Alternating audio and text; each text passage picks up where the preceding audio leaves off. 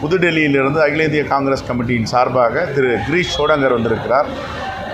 புதுடெல்லியிலிருந்து தலைவர் ராகுல் காந்தியும் மல்லிகார்ஜுன கார்கேவும் சிறப்பு பிரதிநிதிகளை அனுப்பியிருக்கிறார்கள். அவர்கள் மூலமாக இறந்தவருடைய குடும்பத்திற்கு மீண்டும் ஆறுதல் சொல்லவும் பாதிக்கப்பட்டவர்களை சந்தித்து பேசவும் இருக்கிறோம். சொல்லுங்கள்.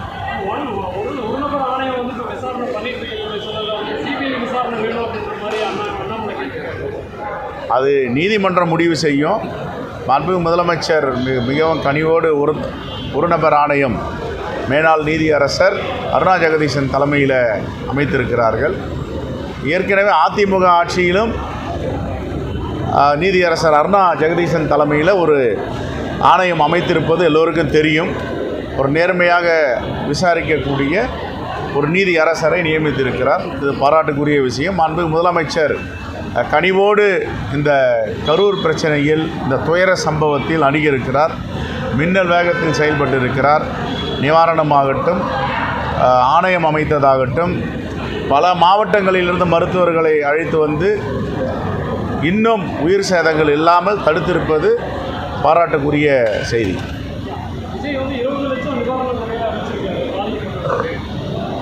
அது அவருடைய விருப்பம், அறிவிச்சிருக்கார். நம்ம என்ன சொல்கிறது, சொல்வதற்கு ஒன்றுமில்லை. தேங்க்யூ. ரைட். இந்த சம்பவத்தில் வந்து அரசியல் தலையீடு இருக்குது அண்ணாமலை. நான் பலமுறை சொல்லிட்டேன், இந்த பிணத்து மேலே அரசியல் பண்ணுறவங்கெல்லாம் இதான் பேசிகிட்டு இருப்பாங்க. இந்த அரசியல் அநாகரிகமான அரசியல். யாருக்கு 40 பேர் உயிரிழந்திருக்காங்க. யாருக்காவது இந்த எண்ணங்கள் வருமா? அப்படி எண்ணங்கள் வந்தால் அவங்க சிறந்த அரசியல் தலைவராக இருக்க முடியுமா? அது எப்படி பேசலாம்? அது இப்போ விசாரணை ஆணையம் இருக்குது, உண்மையெல்லாம் வெளியே வரப்போகுது, யார் மேலே தவறுன்னுட்டு விசாரணை ஆணையம் வரட்டும். இப்போது இன்டரிம் ரிப்போர்ட் கொடுப்பாங்கல்ல, எல்லா விசாரணை ஆணையமும் அமைச்சா ஒரு இன்டரிம் ரிப்போர்ட் கொடுப்பாங்க என்ன நடந்ததுன்னு. அதுக்கப்புறம் பேசுவோம். எடுத்தன் கவிழ்த்தன் உடனே அரசியல் தலையீடு. இப்போ நாங்களே சொல்லலையே, யாரையும் குறை சொல்லலையே, முதலமைச்சரே யாரையும் குறை சொல்லலையே. இப்போ நாங்கள் வந்து இவர் தப்பு அவர் தப்புன்னு சொல்கிறோமா? ஒரு மிகப்பெரிய மரணங்கள் நடந்திருக்கு, வேதனை இருக்குது, துன்பங்கள் இருக்குது, துயரத்தில் இருக்கும். இந்த நேரத்தில் போயிட்டு இந்த மலிவான அரசியல் பண்ணுறத அரசியல் தலைவர்கள் தவிர்க்கணும். அதான் ரைட்.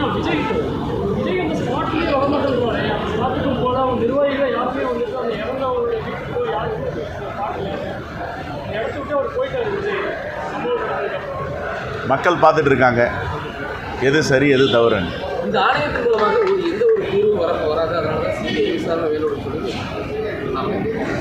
இப்போ இதே ஆணையத்தை வந்து அருணா ஜெகதீசன் நீதியரசரை இவங்க கூட்டணியில் இருக்க எடப்பாடி பழனிசாமி அவர்கள் தூத்துக்குடி துப்பாக்கி சூடு சம்பவத்தில் நியமித்தார்ல, எந்த நம்பிக்கையில் நியமித்தாங்க? இதே நீதியரசர் அருணா ஜெகதீசனை அதிமுக ஆட்சியில் ஆணையத்தின் தலைவராக அறிவித்தாங்களா இல்லையா? அப்போ நீதி கிடைக்காதுன்னு அறிவித்தாங்களா அவங்க? ஃபஸ்ட்டு அதிமுக கூட்டணியில் இருக்காருல, அவங்கள கேட்க சொல்லுங்கள், அதுக்கப்புறம் இதுக்கு பதில் சொல்லுங்கள். செய்திகளை உடனுக்குடன் தெரிந்து கொள்ள கீழ்கண்ட கேபிள் மற்றும் டிடிஹெச் நெட்வொர்க்குகளில் எம்நாடு செய்தி தொலைக்காட்சியை காணுங்கள். பாதகம் செய்பவரை கண்டால் நாம் பயம் கொள்ளலாகாது பாப்பா. மோதி மிதித்து விடு பாப்பா, அவர் முகத்தில் உமிழ்ந்து விடு பாப்பா. அண்மை செய்திகளை உடனுக்குடன் தெரிந்து கொள்ள இணைந்திருங்கள் எம்நாடு தொலைக்காட்சியுடன்.